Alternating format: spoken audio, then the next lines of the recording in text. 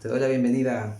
Hoy comenzaremos con el estudio del análisis vectorial, así es que prepárate porque comenzamos. El profe XB. En un capítulo anterior habíamos estudiado lo que es el análisis dimensional. En el análisis dimensional estudiamos a las magnitudes y a las formas de representarla. En esa clasificación de magnitudes hablábamos de las magnitudes vectoriales. Si recuerdas, las magnitudes vectoriales, además de una cantidad y una unidad de medida, para que queden exactamente o perfectamente representadas, necesitamos de una dirección. Esa dirección es caracterizada por un elemento llamado vector. Y en este capítulo el vector será el objeto de nuestro estudio. Desde ya te adelanto que en capítulos posteriores, en el estudio de la física, este tema cobra una gran importancia. Entonces te pido que le prestes mucha atención. ¿Qué es el vector? El vector es un ente matemático, un elemento que nos facilita la caracterización de una magnitud física vectorial. Dicho sea de paso, matemáticamente el vector también tiene otras utilidades, que ya estudiaremos en capítulos posteriores. La forma más común de encontrar un vector es en su representación gráfica, en su representación geométrica. Como podrás darte cuenta, un vector se representa como una semirrecta, un rayo, una flecha. Tiene un origen y está orientado en un sentido determinado. Los dos elementos más importantes que considero de un vector son su dirección y su módulo. Pero antes de ver estas características, veamos cómo se representa un vector. ¿Cuál es su simbología? Un vector se puede representar con una letra minúscula o mayúscula, pero lo podrás reconocer fácilmente porque sobre esa letra tiene una flecha orientada siempre de izquierda a derecha. Para este ejemplo tenemos al vector A. Bien, veamos ahora qué es la dirección de un vector. La dirección de un vector está determinada por el ángulo de inclinación respecto a una línea horizontal. Tenemos una línea horizontal, tenemos el origen del vector medido en sentido antihorario. Ese ángulo será la dirección del vector. Hablemos ahora del módulo. El módulo de un vector no es más que su longitud. Decimos que si este es el vector A, lo que mide ese vector será su módulo. Y su representación viene dada por la misma simbología del vector, pero entre dos barras, una especie de valor absoluto. Ese es el módulo del vector. Además, otra de las características importantes del vector es que tiene una línea de acción determinada, que es aquella recta que contiene al mismo vector. Entonces, como resumen, podríamos decir que la representación de un vector es de esta forma y se lee el vector A. La simbología del módulo es tal como te dije. Adicionalmente se pueden encontrar otras formas de representarlo en la bibliografía. Podría ser también la letra que representa el vector sin la flecha. Es otra representación para el módulo. Al ser el módulo la longitud del vector, y sabemos que una longitud siempre es positiva, por lo tanto el módulo de un vector siempre será positivo. Bien, estudiemos ahora una de las que considero yo características más importantes que tienen los vectores.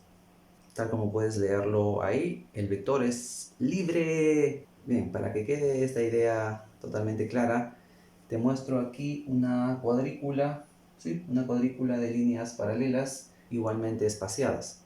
Bien, entonces supongamos que tenemos un vector que va desde este punto hasta este punto.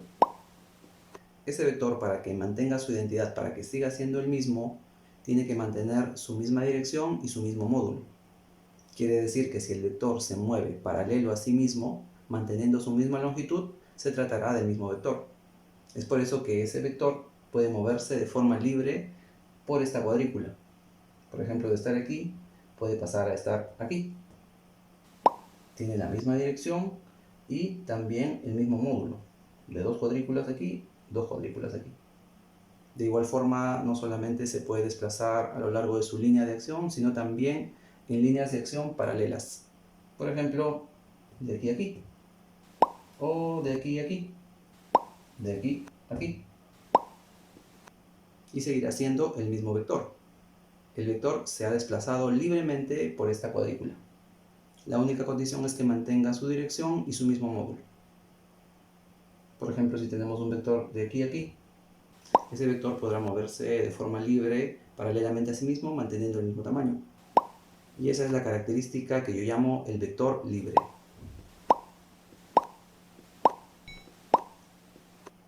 Bien, estudiemos ahora al vector opuesto, o también llamado el opuesto de un vector. Para explicártelo voy a utilizar la misma cuadrícula que teníamos anteriormente y vamos a representar un vector que va desde este punto a este punto, que se llame el vector A. Y como ya sabemos, el vector A tiene un módulo y tiene una dirección. Generalmente la orientación, la dirección de la flecha hacia donde se dirige se le llama sentido.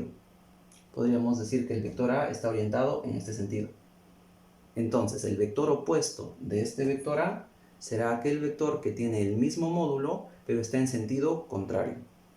Quiere decir que si el vector A está en este sentido, el vector opuesto debe estar en sentido contrario, hacia abajo, manteniendo la misma longitud. Es decir, el vector opuesto irá desde aquí hasta acá. Como podrás darte cuenta, este vector está en sentido contrario y mantiene la misma longitud. ¿Cómo se representa entonces el vector opuesto? Si este es el vector A, su opuesto será el mismo vector pero con el signo cambiado. Entonces diremos que para el vector A, su opuesto será el vector menos A. Tiene la misma longitud y está en sentido opuesto. Veamos otro ejemplo. Un vector que vaya desde aquí hasta acá. El vector B. Entonces, ¿quién será su opuesto? Diremos entonces que el opuesto del vector B es el vector menos B. Un ejemplo más. Te muestro aquí el vector menos C. Desde ya te voy adelantando que el signo que está asociado a un vector no tiene nada que ver con que vaya hacia arriba o vaya hacia abajo, vaya hacia la derecha o vaya a la izquierda.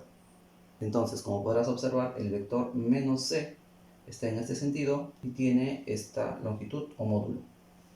¿Cómo graficaremos el vector opuesto? Así. Entonces, la primera observación es que para graficar o dibujar al vector opuesto no necesariamente tenemos que hacerlo en la misma línea de acción. Puede dibujarse también en una línea de acción que sea paralela. Como ya te había dicho, para representar al vector opuesto simplemente es cambiarle de signo al vector original. Si este es el vector C, el opuesto será el negativo de él, o sea, C. Si utilizamos la ley de signos, el negativo de menos C, menos por menos es más, es C positivo. Está en sentido contrario al vector original y tiene el mismo módulo.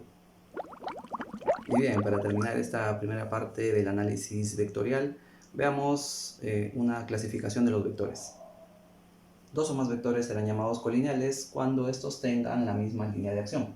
Como podrás darte cuenta, estos vectores no necesariamente tienen el mismo sentido, pero son llamados colineales. Bien, veamos ahora otro tipo de vectores. Se dice que dos o más vectores serán paralelos cuando estos tengan sus líneas de acción respectivamente paralelas. Como podrás darte cuenta, tanto el vector A como el vector B y el vector C tienen líneas de acción que son paralelas. No necesariamente los vectores tienen que estar en el mismo sentido para decir que son paralelos. Únicamente la condición es que sus líneas de acción sean paralelas. Su representación simbólica es al igual que en la geometría, con el símbolo de paralelismo. El vector A es paralelo al vector B y el vector B es paralelo al vector C. Bien, hablemos ahora de los vectores iguales. ¿Cuándo dos vectores serán iguales? Existen dos condiciones para asegurar que dos vectores son iguales. Primera condición, que tengan la misma dirección.